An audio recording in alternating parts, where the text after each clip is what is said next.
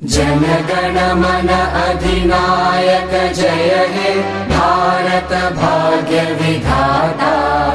पंजाब सिंध गुजरात मराठा द्राविड़ उत्कल बंगा।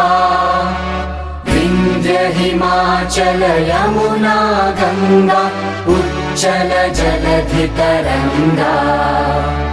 तव शुभ नामे जागे तव शुभ आशीष मांगे।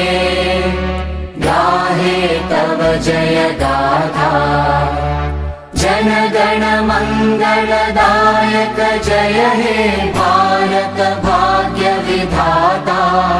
जय हे जय हे जय हे जय जय जय जय हे।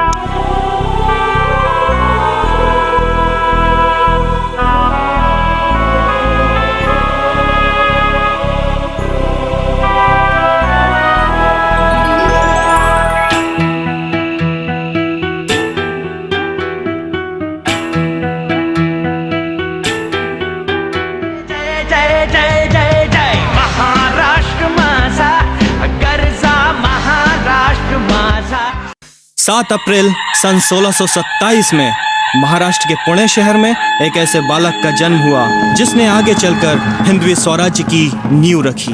भारत उन दिनों विदेशी आक्रांताओं के चंगुल में बुरी तरह से जकड़ा हुआ था।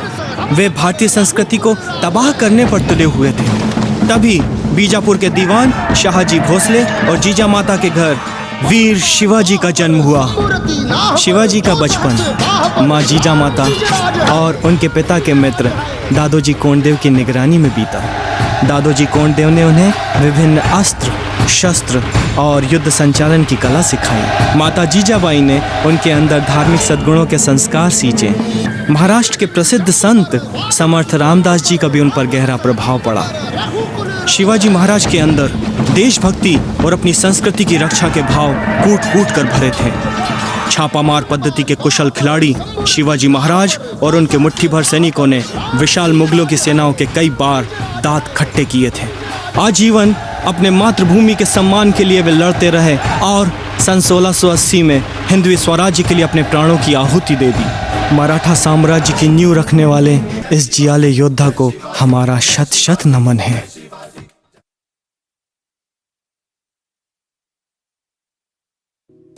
स्वराज्य मेरा जन्म सिद्ध अधिकार है और मैं उसे लेकर ही रहूंगा। ये कथन लोकमान्य तिलक का कभी संपूर्ण भारत के जन जन का स्वर बन गया था। 23 जुलाई 1856 को रत्नागिरी जिले में जन्मे बाल गंगाधर तिलक एक बहुमुखी प्रतिभा के धनी थे। उनके पिताजी गंगाधर रामचंद्र तिलक संस्कृत भाषा के विद्वान और पेशे से अध्यापक थे। अध्ययन के दौरान ही युवा बाल गंगाधर तिलक के सिर से पहले माँ का फिर पिता का साया भी उठ गया। पर शिक्षा प्रेमी तिलक ने अपनी वकालत की पढ़ाई पूरी की।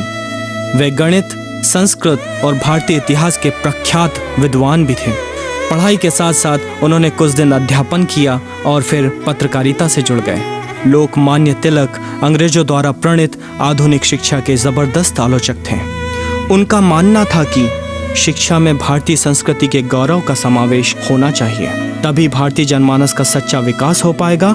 अपने इसी उद्देश्य को पूरा करने के लिए उन्होंने दक्खन एजुकेशन सोसाइटी की नींव रखी। उनके द्वारा मराठी और अंग्रेजी में क्रमशः निकाली गई पत्रिका केसरी और मराठा अपने समय की प्रतिष्ठित पत्रिकाओं में से एक थी। सन 1890 में तिलक कांग्रेस से जुड़े। वे पुणे और मुंबई महानगर पालिकाओं के सदस्य के रूप में भी मनोनीत हुए। जब कांग्रेस नरम और गरम दो विचारधाराओं में बटी तो लोकमान्य बाल गंगाधर तिलक ने गरम दल का नेतृत्व किया। स्वाधीनता संग्राम के लिए उन्होंने कई बार जेल की कठोर यातनाएं भी सही, पर संपूर्ण स्वराज्य के लिए वे जीवन पर्यंत अडिग रहे। गणेशोत्सव और शिवाजी जयंती के उत्सवों की शुरुआत उनके द्वारा आजादी का शंखनाद ही था। ऐसे समाज सेवी और प्रबुद्ध क्रांतिकारी के प्रति देश सदैव ऋणी रहेगा।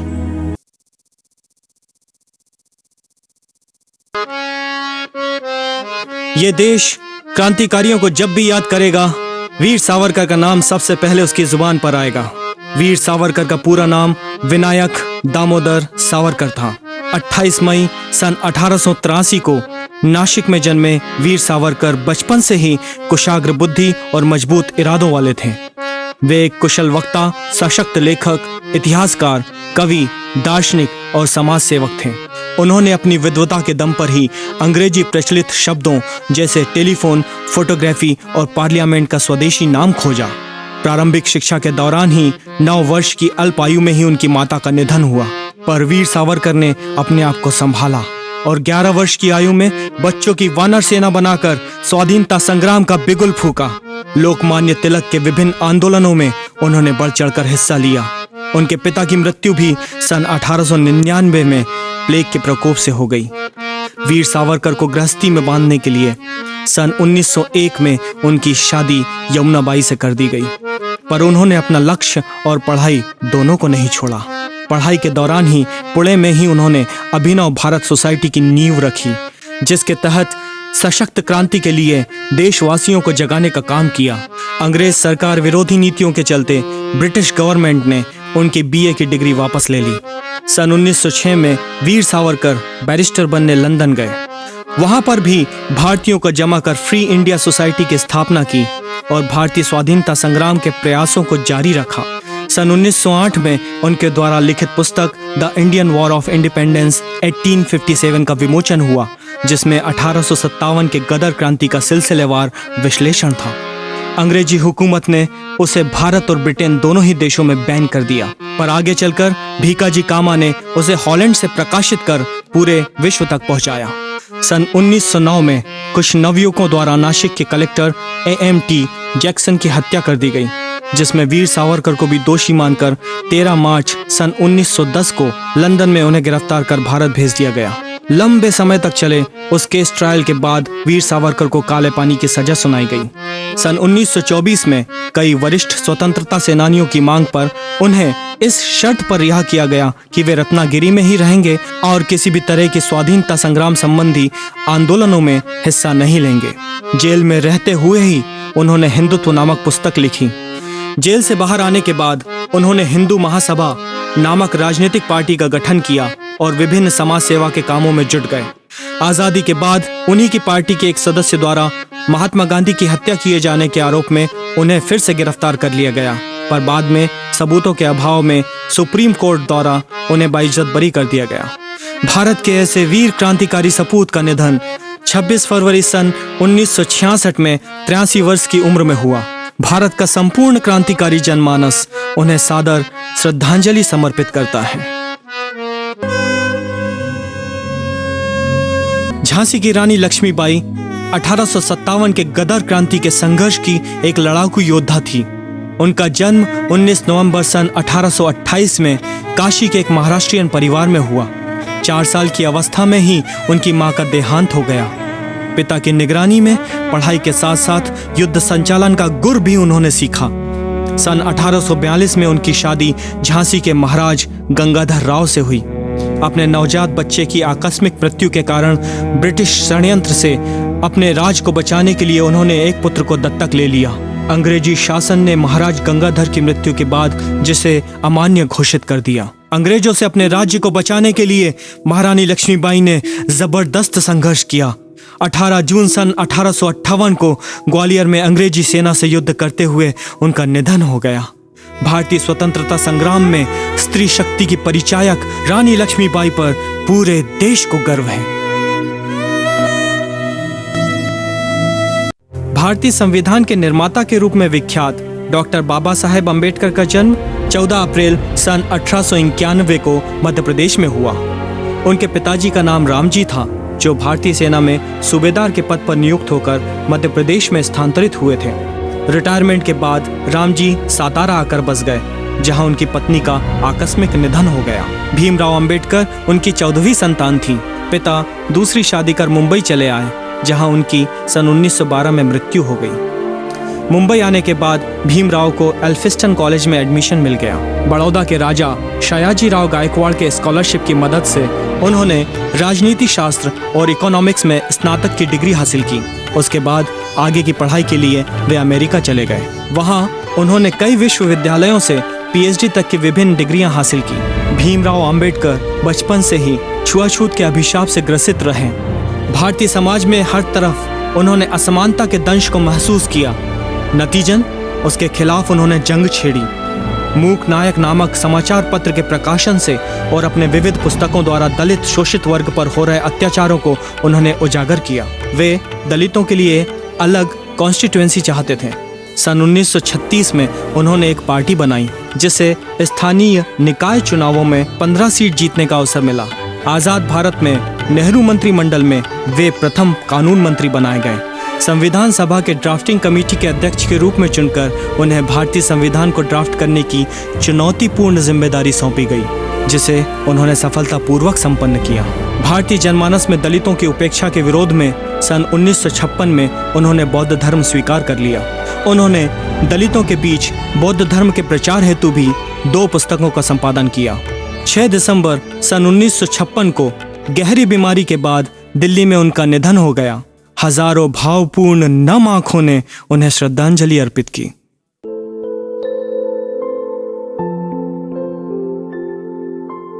विश्व में भारतीय अध्यात्म का डंका बजाने वाले स्वामी विवेकानंद का जन्म 12 जनवरी सन 1863 को कलकत्ता में हुआ था। उनके बचपन का नाम नरेंद्रनाथ दत्त था।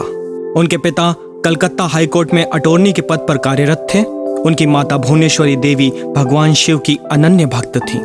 बालक नरेंद्र ने पिता से विज्ञानवादी दृष्टिकोण और माता से धार्मिक शिक्षा के संस्कार प्राप्त किए।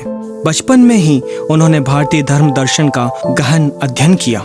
उनकी धार्मिक जिज्ञासा को आगे चलकर रामकृष्ण परमहंस ने निराकार से साकार तक की यात्रा कराई। धर्म में आजीवन उन्होंने पाखंड का निषेध और सच्चे धर्म की प्रतिष्ठा का प्रयास किया। सन 1893 में उन्हें शिकागो धर्म संसद में हिंदुत्व का प्रतिनिधित्व करने का मौका मिला। अपने ऐतिहासिक भाषण में उन्होंने सभी को मंत्र मुग्ध कर दिया। सनातन धर्म की विशिष्टता सभी ने एक स्वर से स्वीकार की। उसके बाद आजीवन पर्यंत उन्होंने समाज सेवा और जन जागरण में अपना जीवन व्यतीत किया। भारत लौटकर उन्होंने रामकृष्ण मठ संस्था की स्थापना की। 39 साल की अल्पावधि में ही 4 जुलाई सन 1902 को उन्होंने दुनिया से महाप्रयाण किया। समस्त विश्व उनकी अलौकिक प्रतिभा के आगे आज नतमस्तक है।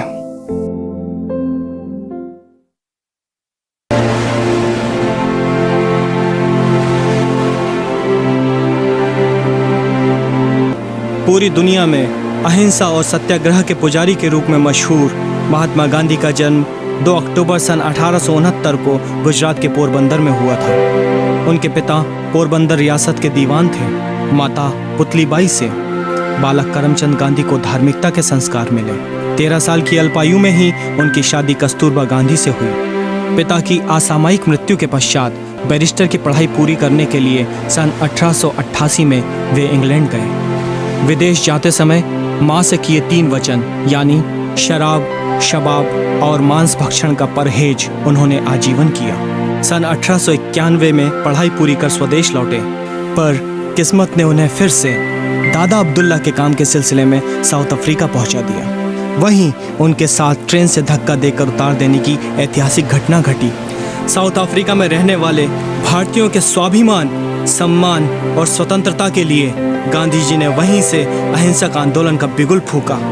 देखते ही देखते अंग्रेजों को अपनी गलती का एहसास हुआ और अंततः दक्षिण अफ्रीका में भारतीयों के साथ हो रहे नस्ल भेद बंद होने लगे।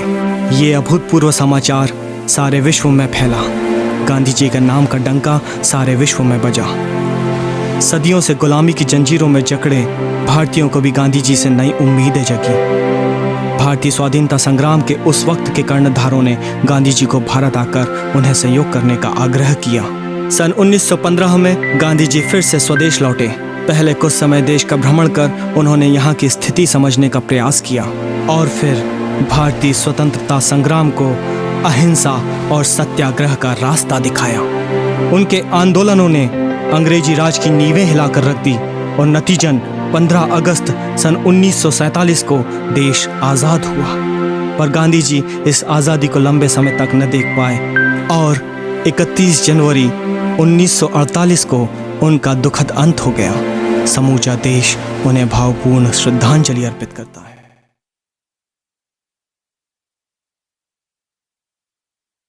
नेताजी के नाम से मशहूर सुभाष चंद्र बोस का जन्म 23 जनवरी सन 1897 को उड़ीसा के कटक में हुआ।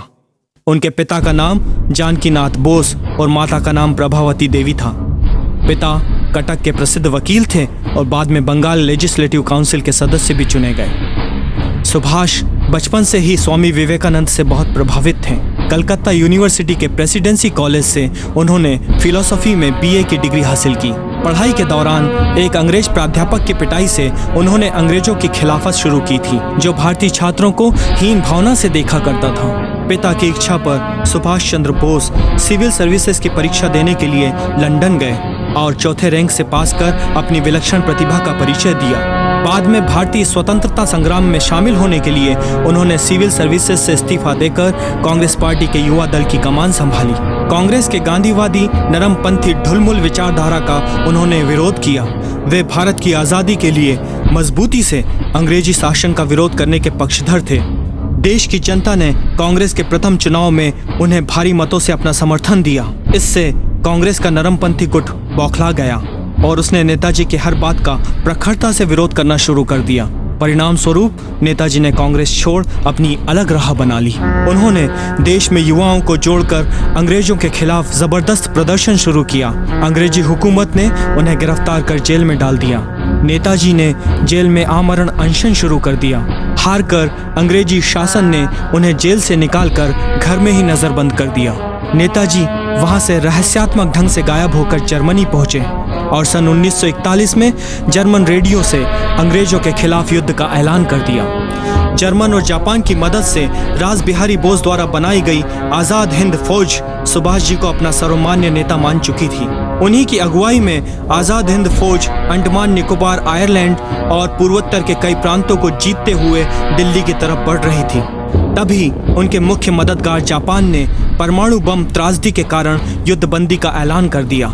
नेताजी के पैरों तले जमीन खिसक गई। इसलिए अंग्रेजों के अत्याचार से बचने के लिए वे फिर से 18 अगस्त सन 1945 को रहस्यात्मक ढंग से गायब हो गए। भारत अपने सच्चे सपूत को याद कर गौरवान्वित महसूस करता है। भारतीय राजनीति में सादा जीवन, उच्च विचार के सबसे बड़े प्रतीक हैं लाल बहादुर शास्त्री जी, जिनका जन्म 2 अक्टूबर सन 1904 में उत्तर प्रदेश के मुगल सराय में एक कायस्थ परिवार में हुआ था। उनके पिता स्कूल में शिक्षक थे और जिनका आकस्मिक निधन लाल बहादुर के जन्म के 1 वर्ष बाद ही हो गया था। लाल बहादुर जी के जीवन में यहाँ से ही संघर्ष की शुरुआत हुई।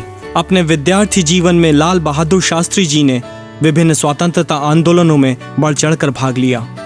उन्होंने काशी विद्यापीठ से दर्शन शास्त्र में स्नातक की डिग्री ली।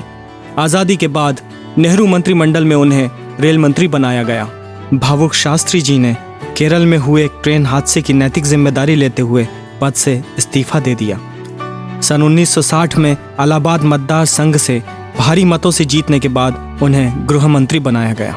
सन 1964 में पंडित नेहरू के आकस्मिक निधन के बाद शास्त्री जी देश के प्रधानमंत्री चुने गए। उनके प्रधानमंत्रित्व काल में कश्मीर पर बदनीयती के चलते पाकिस्तान ने भारत पर आक्रमण कर दिया। भारतीय सैनिक एक तरफ पाकिस्तान से लड़ रहे थे तो दूसरी तरफ भारतीय जनता भूखमरी से लड़ रही थी। शास्त्री जी ने जय जवान जय किसान का नारा दिया।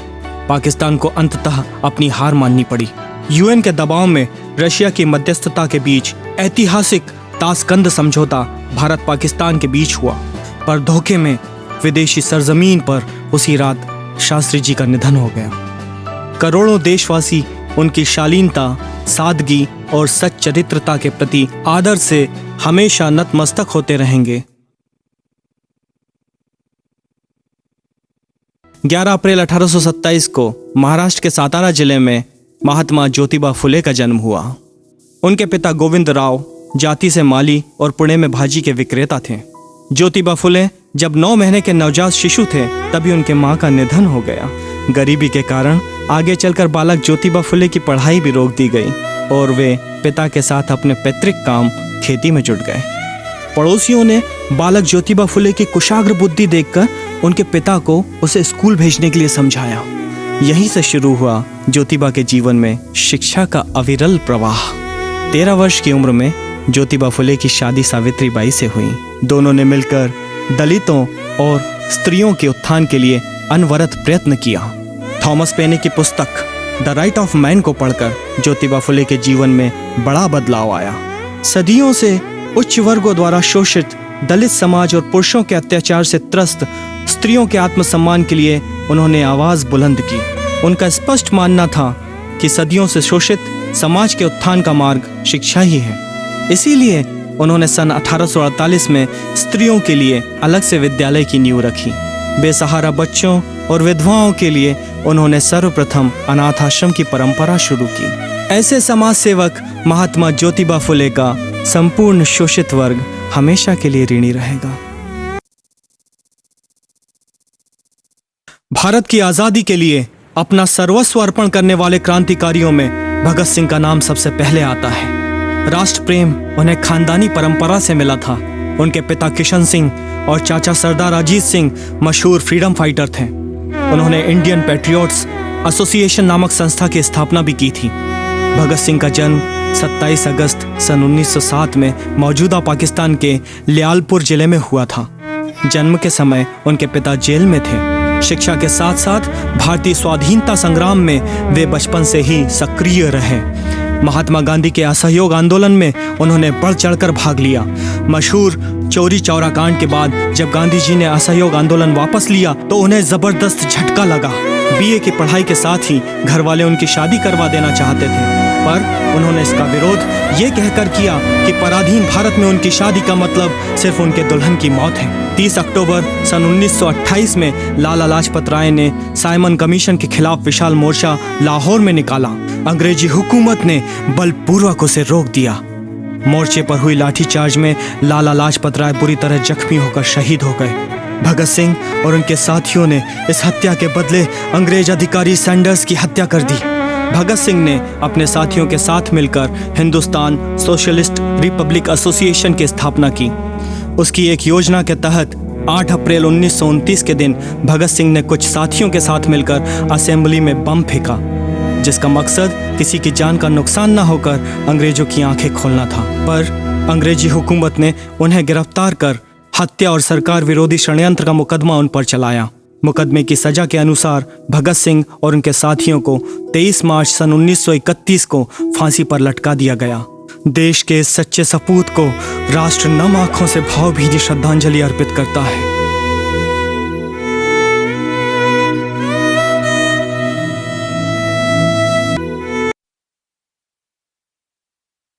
मिसाइल मैन के नाम से विख्यात भारत रत्न डॉक्टर एपीजे अब्दुल कलाम का जन्म 15 अक्टूबर सन 1931 को हुआ।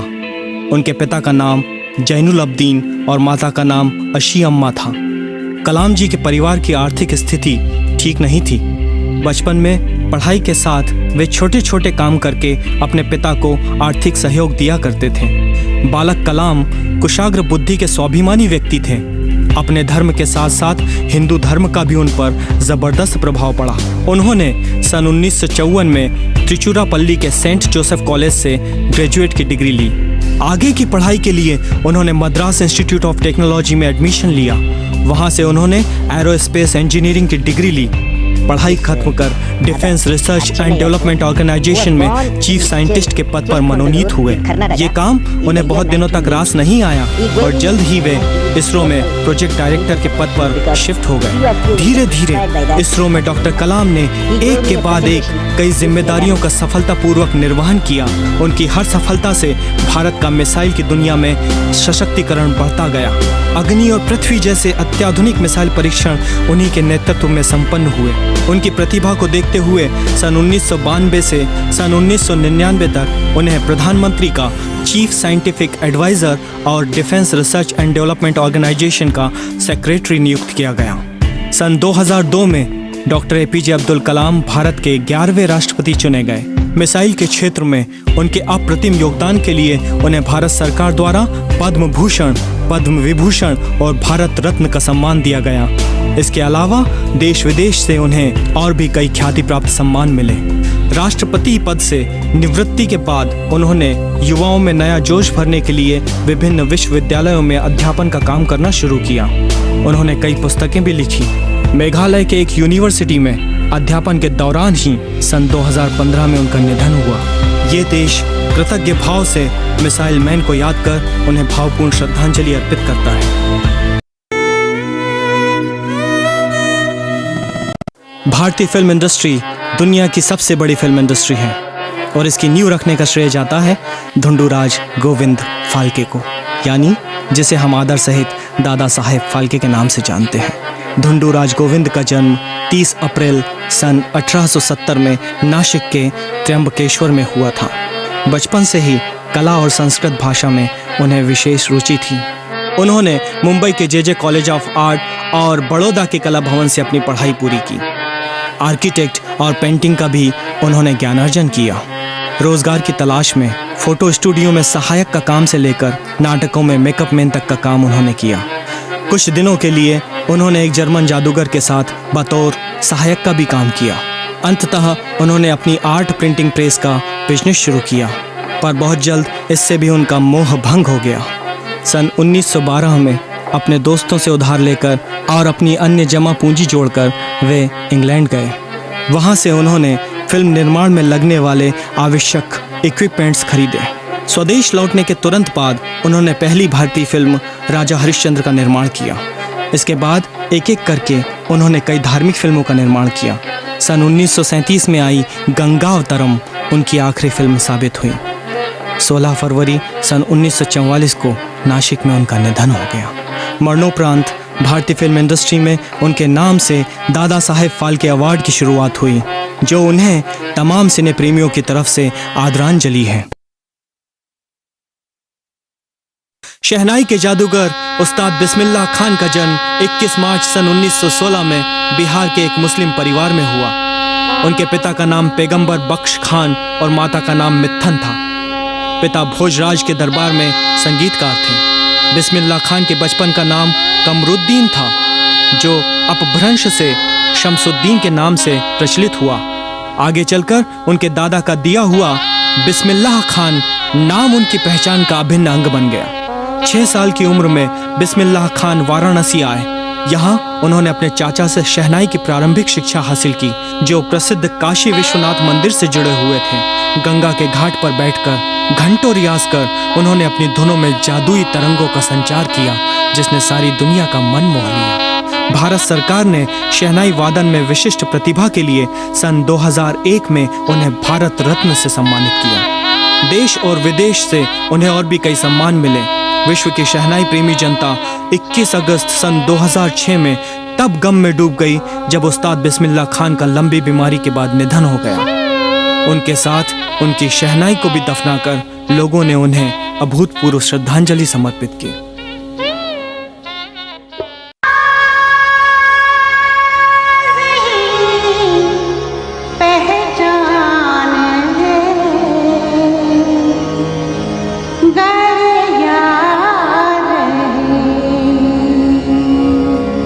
विश्व में कोकिला कंठी के नाम से प्रसिद्ध लता मंगेशकर भारतीय फिल्म संगीत की अनमोल शख्सियत हैं। उनका जन्म 28 सितंबर सन 1929 में इंदौर में हुआ था। उनके पिता दीनानाथ मंगेशकर मशहूर गायक थे। लता को भी पिता के गायन की विरासत बचपन से मिली।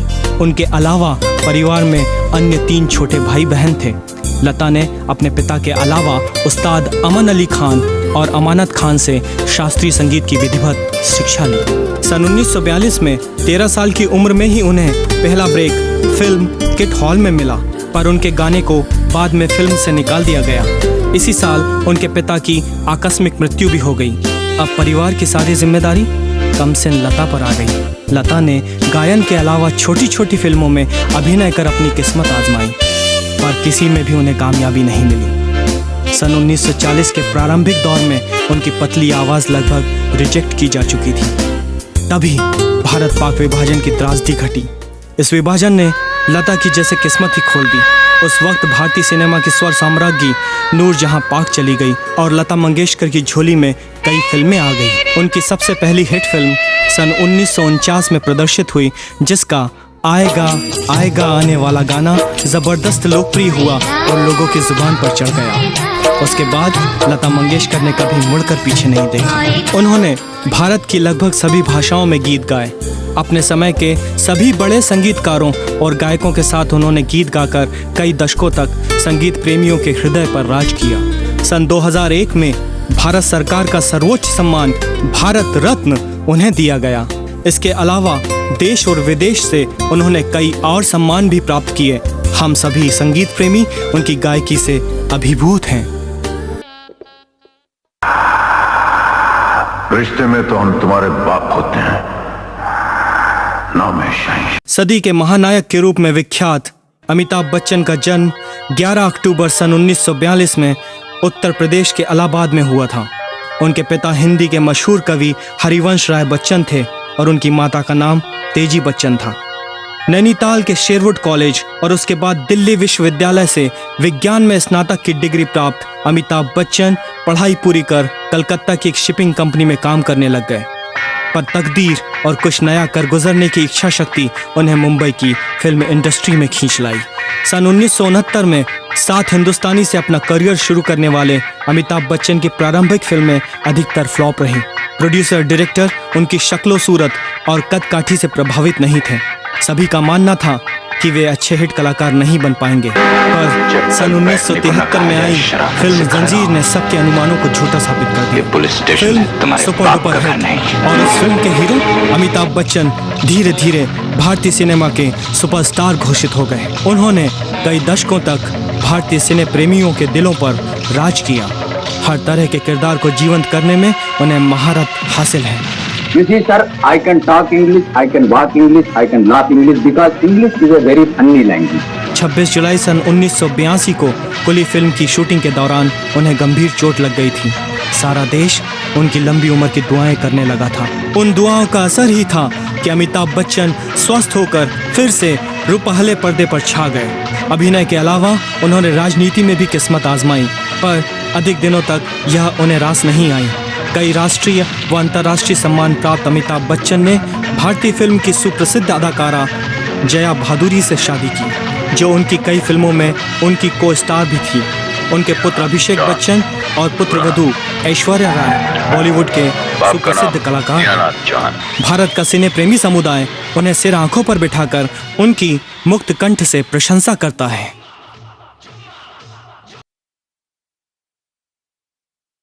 हॉकी, जो भारत का राष्ट्रीय खेल है और पूरी दुनिया में जिसके जादूगर कहे जाते हैं, मेजर ध्यानचंद। मेजर ध्यानचंद का असली नाम ध्यान सिंह था, पर आर्मी में चांद निकलने के बाद देर रात तक प्रैक्टिस करने के कारण उनके सहयोगियों ने उनके नाम में चांद उपनाम जोड़ दिया था।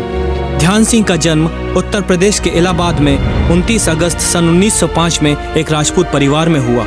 उनके पिता ब्रिटिश इंडियन आर्मी में हॉकी के प्रसिद्ध खिलाड़ी थे। सरकारी नौकरी में आए दिन होते तबादलों के कारण मेजर ध्यानचंद की पढ़ाई 6वीं क्लास से आगे नहीं बढ़ पाई। 16 साल की उम्र में उन्होंने इंडियन आर्मी ज्वाइन कर ली। आर्मी ज्वाइन करने से पहले उनकी हॉकी में कोई विशेष रुचि नहीं थी, पर आर्मी ज्वाइन करने के बाद उनकी रुचि बदली और वे रात दिन हॉकी की प्रैक्टिस करने लगे। सन 1922 से 1926 के दौरान उन्होंने कई हॉकी टूर्नामेंट और रेजिमेंटल गेम में अपने अद्भुत खेल से लोगों का ध्यान आकर्षित किया। नतीजन इंडियन आर्मी हॉकी टीम के न्यूजीलैंड दौरे के लिए उनका चयन हुआ। इस दौरे में भारतीय टीम ने 21 मैचों में से 18 मैचों में जीत दर्ज की। मेजर ध्यानचंद का उस जीत में अपूर्व योगदान था। स्वदेश लौटने के बाद उन्हें पदोन्नति का तोहफा दिया गया। सन 1928 में पहली बार जब एम्स्टर्डम ओलंपिक के लिए भारतीय हॉकी टीम का गठन हुआ तो मेजर ध्यानचंद उसके मजबूत आधार बने। भारतीय टीम ने मेजर ध्यानचंद के अद्भुत खेल के दम पर उस ओलंपिक में कई विश्व कीर्तिमान बनाए और उसके बाद भी कई दशकों तक उनके नेतृत्व में भारतीय हॉकी टीम ने विश्व के मानस पटल पर अपना दबदबा बनाए रखा। सन 1956 में 51 वर्ष की आयु में उन्होंने इंडियन आर्मी से रिटायर होकर झांसी में बसने का निर्णय ले लिया। जीवन के अंतिम दिनों में उन्हें तंगहाली और लीवर कैंसर का सामना करना पड़ा। सरकारी उपेक्षा के शिकार उन्हें अपनी बीमारी का इलाज दिल्ली में एम्स हॉस्पिटल के जनरल वार्ड में कराना पड़ा, जिससे वे बेहद दुखी थे। हॉकी के इस महान जादूगर ने 3 दिसंबर सन 1979 को आखिरी सांस ली। उनके अप्रतिम खेल योगदान के लिए सन 1956 में उन्हें पद्म भूषण से सम्मानित किया गया और उनके जन्मदिन को राष्ट्रीय खेल दिवस के रूप में घोषित किया गया। भारतीय क्रिकेट को पहली बार वर्ल्ड कप जिताने का चस्का लगाने का श्रेय कपिल देव को जाता है। क्रिकेट के इस बेताज बादशाह का जन्म 6 जनवरी 1959 को चंडीगढ़ में हुआ था। उनके पिता रामलाल निखंज बिल्डिंग और टिम्बर के कॉन्ट्रैक्टर थे। उनकी मां का नाम राजकुमारी था। बचपन से ही कपिल को क्रिकेट खेलने का जुनून सवार था। घरेलू मैचों में कपिल देव ने हरियाणा के लिए खेलते हुए कई बेहतरीन रिकॉर्ड बनाए। उन रिकॉर्डों के दम पर सन 1978 में उन्हें अंतर्राष्ट्रीय क्रिकेट के लिए भारतीय टीम में शामिल किया गया। अपने बेहतरीन ऑलराउंडर परफॉर्मेंस की वजह से भारतीय क्रिकेट को उन्होंने एक नई पहचान दी। सन 1982 में उन्हें भारतीय टीम का कप्तान बनाया गया।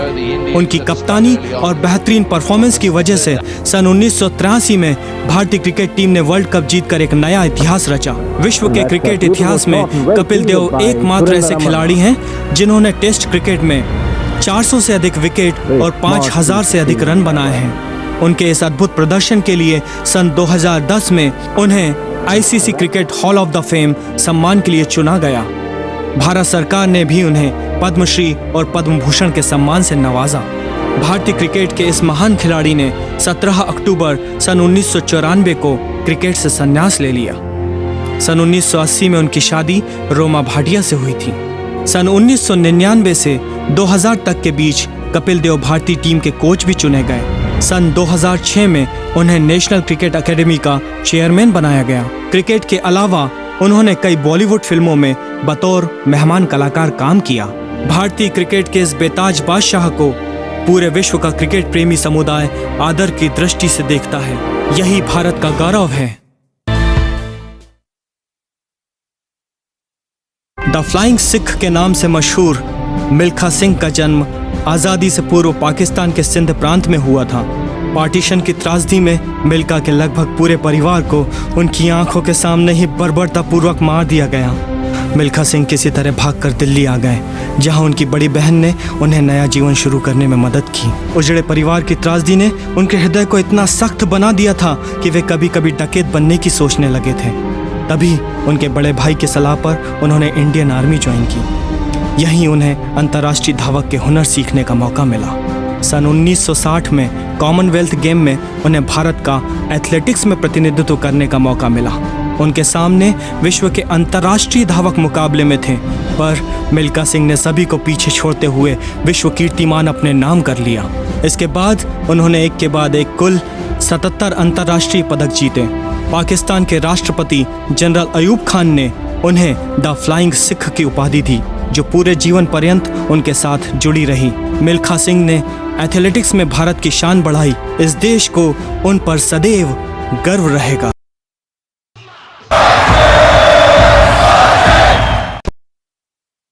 सचिन तेंदुलकर क्रिकेट जगत का एक ऐसा नाम है जो अपने आप में ही एक कीर्तिमान है।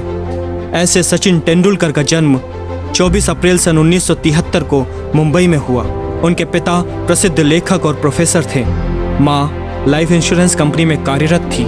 4 भाई बहनों में सबसे छोटे सचिन के हाथ में 11 साल की उम्र में पहली बार बैट पकड़ाया गया। 14 साल की उम्र में स्कूली मैचों में उन्होंने 326 रनों की नाबाद पारी खेलकर विश्व के क्रिकेट प्रेमियों का ध्यान अपनी तरफ खींचा।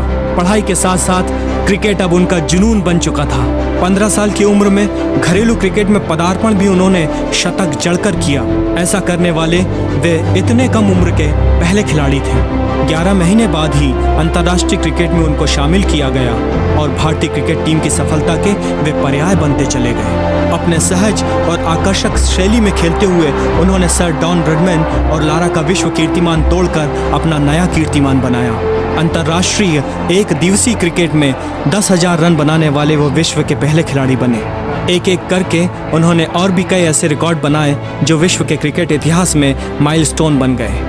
नवंबर 2013 में उन्होंने क्रिकेट से संन्यास लेकर अपना पूरा समय परिवार और समाज सेवा में बिताने का निर्णय लिया। सचिन को क्रिकेट में उनके अपूर्व योगदान के लिए भारत रत्न से सम्मानित किया गया। देश विदेश के कई अन्य पुरस्कार भी उन्होंने अपनी विलक्षण प्रतिभा से जीते। भारतवासी उनके मंगलमय जीवन की कामना करते हैं।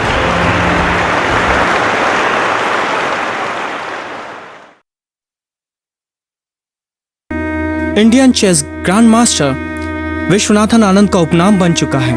उन्होंने अपने अद्भुत बुद्धि कौशल से चेस की दुनिया में एक नया इतिहास रचा।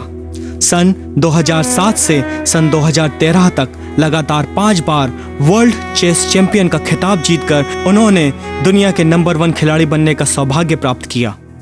विश्वनाथन आनंद का जन्म 11 दिसंबर सन 1969 को तमिलनाडु के एक ब्राह्मण परिवार में हुआ।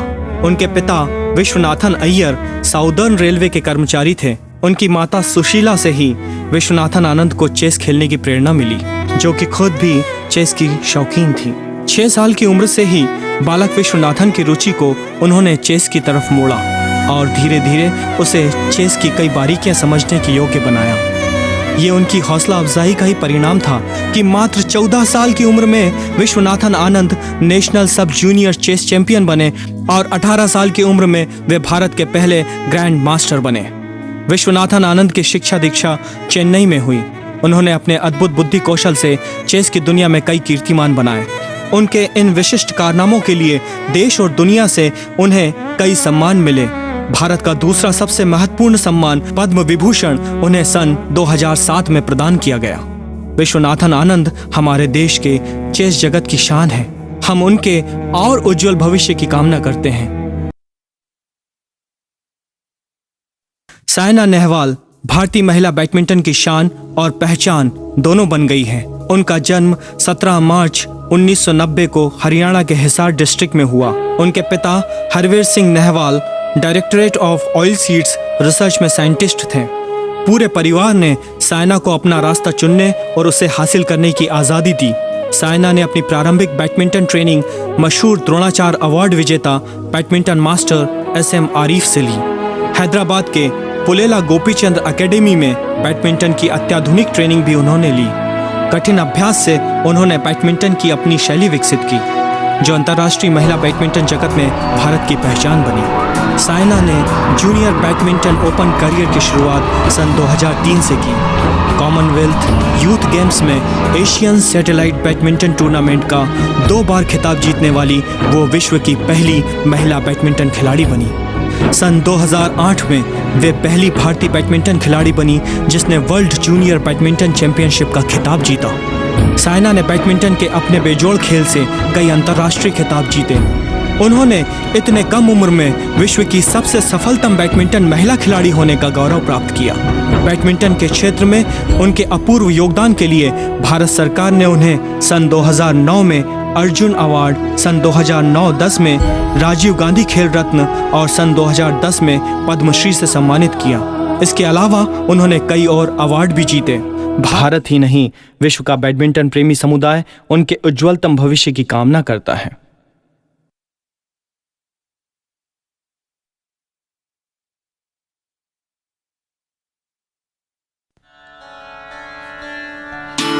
गर फिरदौस बर रुए ज़मीअस्त हमीअस्त हमीअस्त हमीअस्त। धरती का स्वर्ग कहा जाने वाला कश्मीर ग्रेट हिमालयन रेंज और पीर पांजाल पर्वत श्रृंखला के मध्य स्थित है। यहाँ की नैसर्गिक छटा हर मौसम में एक अलग रूप लिए नजर आती है। गर्मी में यहाँ हरियाली का आंचल फैला दिखता है, तो सेबों का मौसम आते ही लाल सेब बागान में झूलते नजर आने लगते हैं। सर्दियों में हर तरफ बर्फ की चादर फैलने लगती है और पतझड़ शुरू होते ही जर्द चिनार का सुनहरा सौंदर्य मन मोहने लगता है। पर्यटकों को सम्मोहित करने के लिए यहाँ बहुत कुछ है। शायद इसी कारण देश विदेश के पर्यटक यहाँ खिंचे चले आते हैं। ये खूबसूरत भूभाग मुख्यतः झेलम नदी की घाटी में बसा है। भारतीय कश्मीर घाटी में 6 जिले हैं: श्रीनगर, बड़गाम, अनंतनाग, पुलवामा, बारामूला और कुपवाड़ा। कश्मीर हिमालय पर्वतीय क्षेत्र का भाग है। जम्मू खंड से और पाकिस्तान से इसे पीर पांजाल पर्वत श्रेणी अलग करती है। यहाँ कई सुंदर सरोवर हैं जैसे डल, वूलर और नगीन। यहाँ का मौसम गर्मियों में सुहावना और सर्दियों में बर्फीला होता है। हिमालय की गोद में बसा जम्मू और कश्मीर अपनी प्राकृतिक सुंदरता के लिए दुनिया भर में अपना खास मुकाम रखता है। जम्मू और कश्मीर का नाम अक्सर साथ में ही लिया जाता है, इतना साथ में कि बीच का और लुप्त हो जाता है और अक्सर बोलचाल में रह जाता है जम्मू कश्मीर। जम्मू और कश्मीर मूल रूप से 3 क्षेत्रों में अपनी सीमा को साझा करता है, यानी इसमें कश्मीरी घाटी, जम्मू और लद्दाख और हिमाचल प्रदेश और पंजाब राज्य शामिल हैं। जम्मू और कश्मीर एक लोकप्रिय पर्यटन स्थल है और अपनी छुट्टियां बिताने के लिए पर्यटक साल में यहाँ कभी भी आते हैं। ये जगह प्रकृति के प्रेमियों के अलावा साहसिक गतिविधियों में लिप्त उत्साही लोगों के दिल में एक खास मुकाम रखती है। कश्मीर दुनिया की सबसे खूबसूरत जगहों में से एक है। यहाँ की शानदार पर्वत श्रृंखला, स्पष्ट जलधारा, मंदिर, ग्लेशियर और उद्यान इस जगह की भव्यता में 4 चांद लगा देते हैं। जितना खूबसूरत है कश्मीर, उतने ही खूबसूरत है वहाँ के लोग और उनका मिजाज, और उनके मुंह से निकलने वाली उर्दू उनके लहजे में और भी मिठास भर देती है। यूं तो जम्मू और कश्मीर की सरकारी भाषा उर्दू है, जो फारसी लिपि में लिखी जाती है, जो पूरे राज्य में व्यापक रूप से बोली भी जाती हैं। लेकिन अगर कश्मीर की बात की जाए तो वहाँ उर्दू का चलन ज़्यादा है। उर्दू की यूं तो अपनी अलग पहचान है और मिठास भी। उर्दू के इस्तेमाल के बगैर गीत, गज़ल, शेर और शायरी सब अधूरे से लगते हैं और उर्दू हिंदी से इस तरह मिलती हैं जैसे 2 जुड़वा बहनें एक साथ। यहाँ जम्मू में अमर महल संग्रहालय और डोंगरा कला संग्रहालय हैं, जो कला प्रेमियों के बीच खासे लोकप्रिय हैं और कला का हर कदरदान एक बार ज़रूर यहाँ आना चाहेगा। यहाँ के धार्मिक गंतव्यों में वैष्णव देवी, दरगाह गरीब शाह, बहु मंदिर, जियारत बाबा बुद्दन शाह, शिव खोरी और सहकर्मी खो गुफा मंदिर शामिल है। साफ नीला पानी, पहाड़, झील और सुखद जलवायु कश्मीर की घाटी के सबसे प्रमुख विशेषताओं में से एक हैं। सेब और चेरी के बागान, शिकारें और ट्रकों की सवारी, हाउस बोट, ये अन्य विशेषताएं हैं कश्मीर की। इसके अलावा कश्मीर की खासियत में शामिल है कश्मीरी हस्तशिल्प, जो इस जगह के सौंदर्य को और भी अधिक आकर्षक बना देती है। ये राज्य उन लोगों को एक बेहतरीन अवसर प्रदान करता है जो लंबी पैदल यात्रा, पर्वतारोहण जैसे साहसिक खेलों जैसे ट्रैकिंग, राफ्टिंग, स्कीइंग और अन्य रोमांच से लबरेज चीज़ों में लिप्त रहना चाहते हैं। जम्मू और कश्मीर के अंतर्गत आने वाले ये शहर पटनी टॉप, गुलमर्ग, क्रिमची और किश्तवाड़ साहसिक खेल और एडवेंचर के लिए पूरी दुनिया में एक खास अहमियत रखते हैं। कश्मीर से कुछ यादगार वस्तुएं अगर ले जानी हो तो यहाँ कई सरकारी एम्पोरियम हैं। अखरोट की लकड़ी के हस्तशिल्प, पेपर मेशी के शो पीस, लेदर की वस्तुएं, कालीन, पश्मीना एवं जामावार शॉल, केसर क्रिकेट बैट और सूखे मेवे आदि पर्यटकों की खरीदारी की खास वस्तुएं हैं। यहाँ लाल चौक में हर तरह के शॉपिंग केंद्र हैं। खान पान के शौकीन पर्यटक कश्मीरी भोजन का स्वाद ज़रूर लेना चाहेंगे। बाजवान कश्मीरी भोजन का एक खास अंदाज है और अगर यूं कहा जाए कि स्वर्ग देखने से पहले अगर धरती पर स्वर्ग देखना है तो कश्मीर से बेहतर और कोई जगह नहीं हो सकती।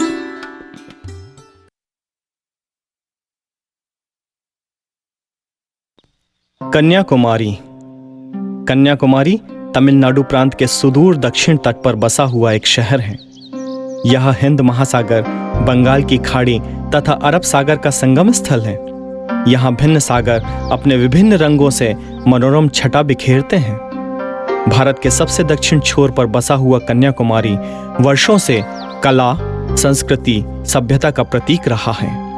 भारत के पर्यटक स्थल के रूप में भी इस स्थान का अपना ही महत्व है। दूर दूर तक फैले समुद्र के विशाल लहरों के बीच यहाँ का सूर्योदय और सूर्यास्त का नजारा बेहद आकर्षक लगता है। समुद्र बीच पर फैली हुई रंग बिरंगी रेत इसकी सुंदरता में चार चांद लगा देती है।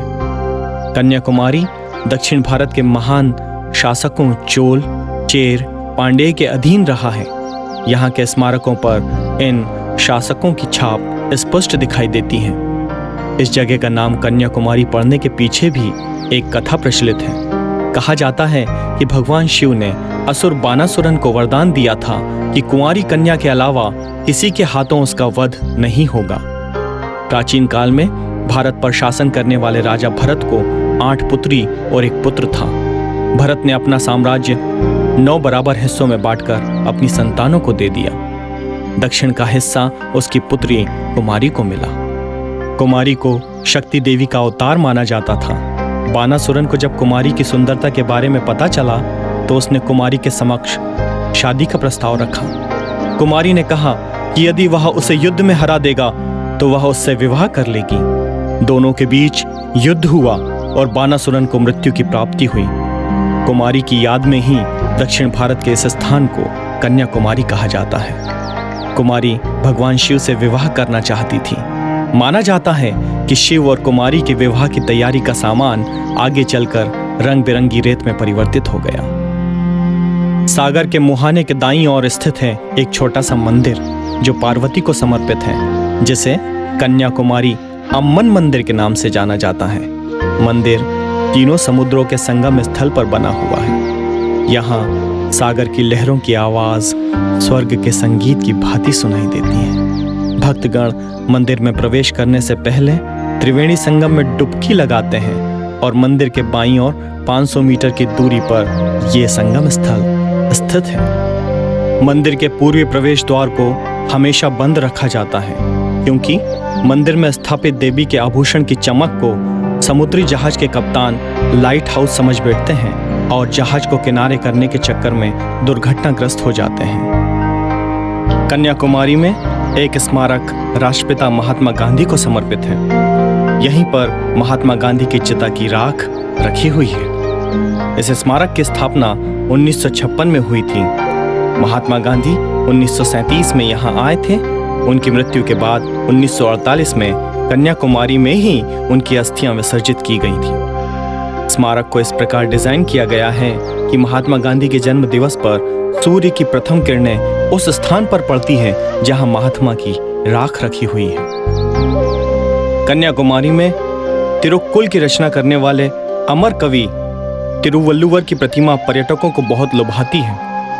38 फीट ऊंचे आधार पर बनी यह प्रतिमा 95 फीट की है।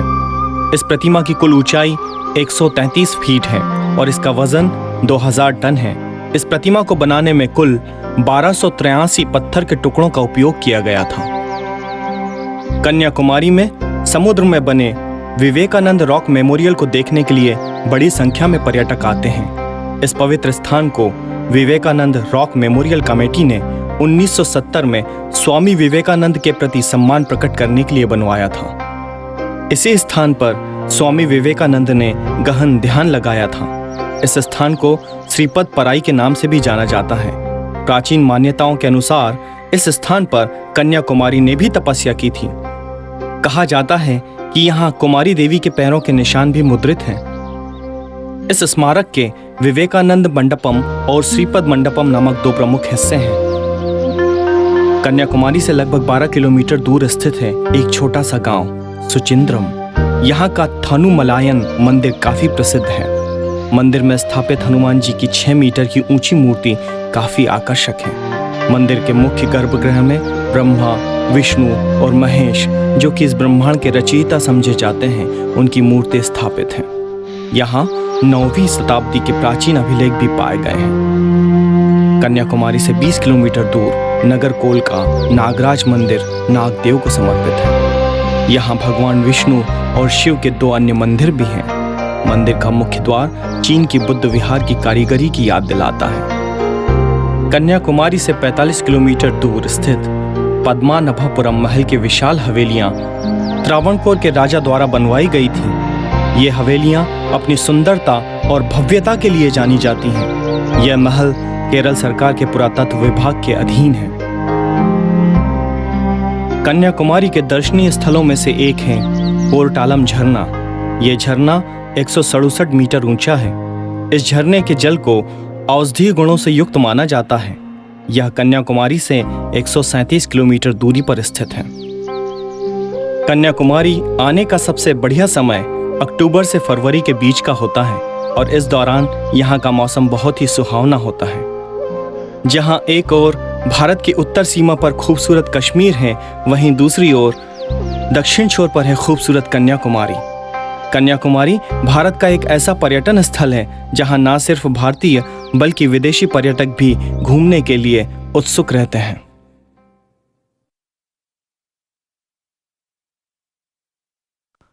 गोवा एक मशहूर पर्यटन स्थल। भारत में जब भी पर्यटन स्थलों की बात होती है, गोवा का नाम अग्रिम पंक्ति में आता है। गोवा जाना जाता है अपने खूबसूरत समुद्री किनारों के लिए। गोवा पहले पुर्तगाल का एक उपनिवेश था। पुर्तगालियों ने गोवा पर लगभग 450 सालों तक राज्य किया और दिसंबर 1961 में यह भारतीय प्रशासन को सौंप दिया। जनश्रुति के अनुसार गोवा की रचना भगवान परशुराम ने की थी। उत्तरी गोवा में हरमल के पास एक भूरे रंग का पर्वत है जिसे परशुराम के यज्ञ का स्थान माना जाता है। गोवा करीब 500 सालों तक पुर्तगालियों के अधीन रहा। इसी कारण यहाँ यूरोपीय संस्कृति का प्रभाव कुछ ज्यादा महसूस होता है। यूं तो गोवा हर मौसम में बहुत खूबसूरत नजर आता है, लेकिन वर्षा ऋतु में प्रकृति गोवा को एक अलग और अद्भुत नजारा प्रदान करती है। यह स्थान शांति प्रिय पर्यटकों और प्रकृति प्रेमियों को बहुत भाता है। गोवा एक छोटा सा राज्य है। यहाँ छोटे बड़े लगभग 40 समुद्री तट हैं। इनमें से कुछ समुद्री तट अंतर्राष्ट्रीय स्तर के हैं। इसी कारण गोवा के विश्व पर्यटन मानचित्र के पटल पर अपनी एक अलग पहचान है। गोवा में पर्यटकों की भीड़ सबसे अधिक गर्मियों के महीने में होती है। जब यह भीड़ समाप्त हो जाती है, तब यहाँ शुरू होता है ऐसे सैलानियों का आने का सिलसिला जो यहाँ मानसून का लुत्फ उठाना चाहते हैं। गोवा के मनभावन बीच की लंबी कतार में पणजी से 16 किलोमीटर दूर कलंगुट बीच, उसके पास बागा बीच, पणजी बीच के निकट मीरामार बीच, जुआरी नदी के मुहाने पर दोना पाउला बीच स्थित है। वहीं इसकी दूसरी दिशा में कोलवा बीच ऐसे ही सागर तटों में से है जहां मानसून के वक्त पर्यटक जरूर आना चाहेंगे। यही नहीं, अगर मौसम साथ दे तो बागाटोर बीच, अंजुना बीच, सिंकेरियन बीच, पोलोलेम बीच जैसे अन्य सुंदर तट भी देखे जा सकते हैं। गोवा के पवित्र मंदिर जिनमें श्री कामाक्षी, सप्तकेटेश्वरी, श्री शांतादुर्ग, महालसा नारायणी, परनेम का भगवती मंदिर, महालक्ष्मी मंदिर और मंगेश्वरी मंदिर आदि दर्शनीय हैं। पणजी गोवा की राजधानी है। यहाँ के आधुनिक बाजार पर्यटकों को बहुत आकर्षित करते हैं। गोवा का मौसम कलाकारों को, फिल्म निर्माताओं को इतना ज्यादा भाता है कि यहाँ पर बहुत सी फिल्मों की शूटिंग्स हो चुकी हैं। आगरा उत्तर प्रदेश प्रांत का एक महानगर है, जिला है, शहर है, तहसील है। विश्व का अजूबा ताजमहल आगरा की पहचान है। आगरा यमुना नदी के तट पर स्थित है। आगरा उत्तर प्रदेश का तीसरा सबसे बड़ा शहर है। आगरा एक ऐतिहासिक नगर है जिसके प्रमाण यह अपने चारों ओर समेटे हुए है। वैसे तो आगरा का इतिहास मुख्य रूप से मुगल काल से जाना जाता है, लेकिन इसका संबंध महर्षि अंगिरा से है जो 1000 वर्ष ईसा पूर्व हुए थे। इतिहास में पहला जिक्र आगरा का महाभारत के समय से जाना जाता है, जब इसे अग्रबाण या अग्रवन के नाम से संबोधित किया जाता था। आगरा शहर को सिकंदर लोधी ने सन 1506 में बनाया था। आगरा मुगल साम्राज्य की चहेती जगह थी। आगरा 1526 से 1658 तक मुगल साम्राज्य की राजधानी रहा। आज भी आगरा मुगलकालीन इमारतों जैसे ताजमहल, लाल किला, फतेहपुर सीकरी आदि की वजह से विख्यात पर्यटन स्थल है। ये तीनों इमारतें यूनेस्को विश्व धरोहर स्थल की सूची में शामिल हैं। बाबर ने यहाँ चौकोर यानी आयताकार एवं वर्गाकार बागों का निर्माण कराया था। आगरे का ताजमहल यानी शाहजहां की प्रिय बेगम मुमताज महल का मकबरा विश्व की सबसे प्रसिद्ध इमारतों में से एक है। यह विश्व के नए 7 अजूबों में से एक है। आगरा में 3 विश्व सांस्कृतिक धरोहरें हैं, जिनमें शामिल हैं ताजमहल, आगरा किला और फतेहपुर सीकरी। ताजमहल का निर्माण 1653 ईस्वी में संपन्न हुआ था। यह मुगल बादशाह शाहजहां ने अपनी बेगम मुमताज महल की याद में बनवाया था। पूरे श्वेत संगमरमर में तराशा हुआ ताजमहल भारत ही नहीं बल्कि विश्व की अत्युत्तम कृति है। आगरा का एक अन्य विश्व धरोहर स्थल है आगरा का किला। यह आगरा का एक प्रधान निर्माण है जो शहर के बीचों बीच है। इस किले के निषिद्ध क्षेत्रों में अंदरूनी छिपा हुआ स्वर्ग जैसा स्थान है। वीर शिवाजी यहाँ 1666 में पुरंदर संधि हेतु आए थे। उनकी याद में एक बड़ी मूर्ति यहाँ पर स्थापित की गई थी। मुगल सम्राट अकबर ने एक और जगह बनाई थी जिसे फतेहपुर सीकरी के नाम से जाना जाता है। सम्राट अकबर ने इस जगह को अपनी राजधानी घोषित किया। यह आगरा से 35 किलोमीटर दूर है। यहाँ पर अनेकों भव्य इमारतें बनवाई गई, किंतु पानी की कमी के चलते सारी वसाहत को आगरा लौटना पड़ा। आगरा में एक और विश्व धरोहर है जिसे बुलंद दरवाजा के नाम से जाना जाता है। प्रेम के प्रतीक ताजमहल की मौजूदगी से आगरा शहर न सिर्फ पर्यटन प्रेमियों के लिए बल्कि प्रेमी युगलों के लिए भी आकर्षण का केंद्र है।